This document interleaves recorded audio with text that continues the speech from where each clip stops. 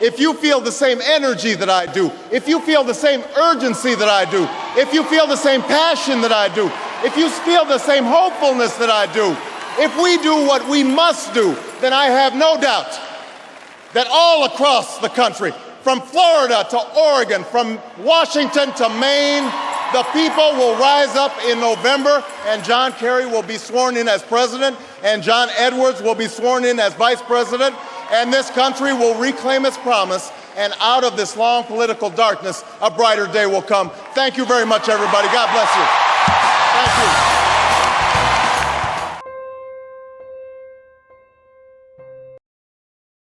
On behalf of the great state of Illinois,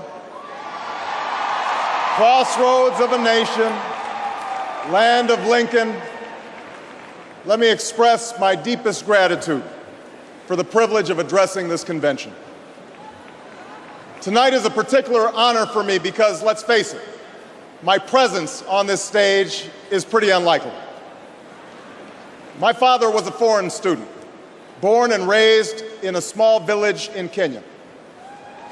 He grew up herding goats, went to school in a tin roof shack. His father, my grandfather, was a cook, a domestic servant to the British. But my grandfather had larger dreams for his son.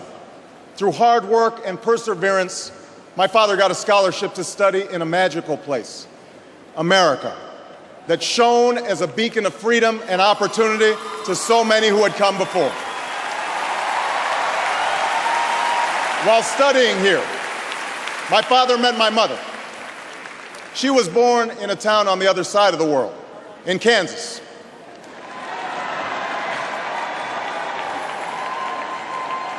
Her father worked on oil rigs and farms through most of the Depression. The day after Pearl Harbor, my grandfather signed up for duty, joined Patton's army, marched across Europe. Back home, my grandmother raised a baby and went to work on a bomber assembly line. After the war, they studied on the GI Bill, bought a house through FHA, and later moved west, all the way to Hawaii in search of opportunity. And they too had big dreams for their daughter. A common dream born of two continents. My parents shared not only an improbable love, they shared an abiding faith in the possibilities of this nation. They would give me an African name, Barak, or Blessed, believing that in a tolerant America, your name is no barrier to success. They imagined me going to the best schools in the land, even though they weren't rich, because in a generous America, you don't have to be rich to achieve your potential. They're both passed away now. And yet I know that on this night, they look down on me with great pride. They stand here, and I stand here today, grateful for the diversity of my heritage, aware that my parents' dreams live on in my two precious daughters. I stand here knowing that my story is part of the larger American story, that I owe a debt to all of those who came before me, and that in no other country on earth is my story even possible.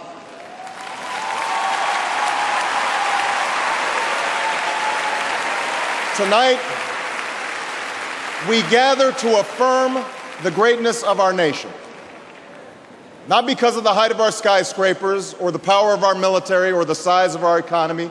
Our pride is based on a very simple premise, summed up in a declaration made over 200 years ago. We hold these truths to be self-evident, that all men are created equal, that they are endowed by their Creator with certain inalienable rights, that among these are life, liberty, and the pursuit of happiness. That is the true genius of America. A faith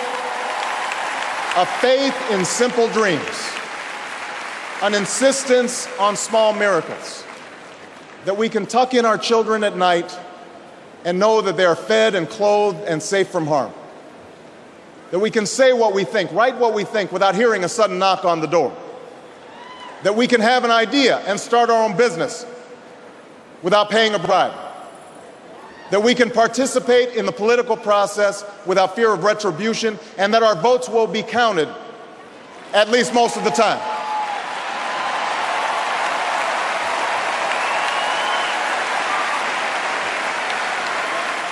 This year, in this election, we are called to reaffirm our values and our commitments, to hold them against a hard reality, and see how we're measuring up to the legacy of our forebears and the promise of future generations. And fellow Americans, Democrats, Republicans, Independents, I say to you tonight, we have more work to do. More work to do for the workers I met in Galesburg, Illinois, who are losing their union jobs at the Maytag plant that's moving to Mexico, and now are having to compete with their own children for jobs that pay $7 an hour.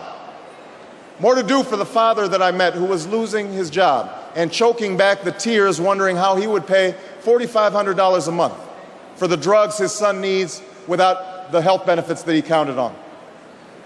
More to do for the young woman in East St. Louis, and thousands more like her, who has the grades, has the drive, has the will, but doesn't have the money to go to college.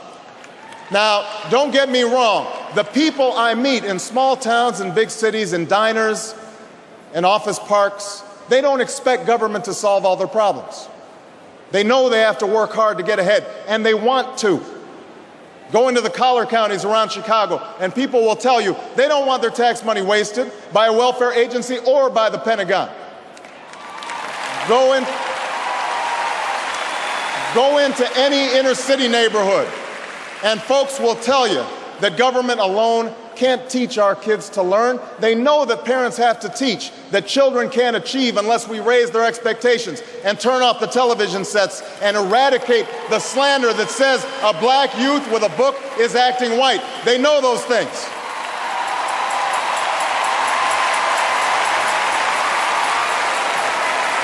People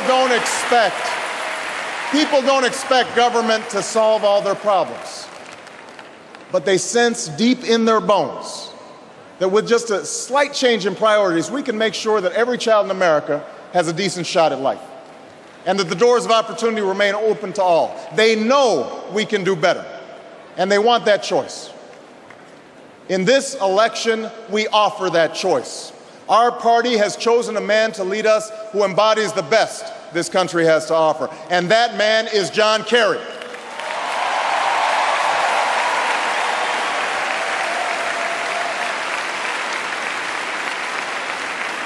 John Kerry understands the ideals of community, faith, and service because they've defined his life.